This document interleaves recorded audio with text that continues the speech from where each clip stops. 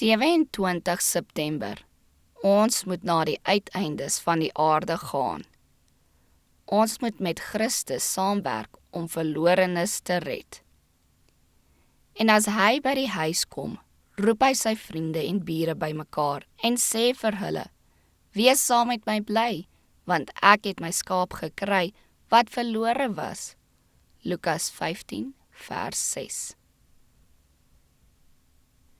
Toe Jesus hierdie woorde gespreek het, was hy besig om met 'n groepie te praat van wie baie uit ondervinding geweet het wat 'n herder se lewe in Palestina was. Daar wei die kuddes, nie op gelyk omheinende veld nie, maar aan die hange van heuwels tussen klowe en kraanse. Daar moes maar altyd gewaak word teen gevaar van rowes en wolwe. Soms het skape van die kudde af weggedwaal en daarom is hulle dikwels getel om seker te wees dat nie een verlore is nie. Want die herder moes streng rekenskap gee van al die skape onder sy sorg. Die herder se lewe is vol gevare. As hy 'n betroubare herder is, sal hy nie onverskillig wees nie, maar hy sal in storm en wind na die dwaalende skape gaan soek. Dit is hoe die ware herder die verlore sondaar behandel. Hy sit hom agterna. Hy deins nie terug vir gevaar of selfverloning of selfopoffering nie.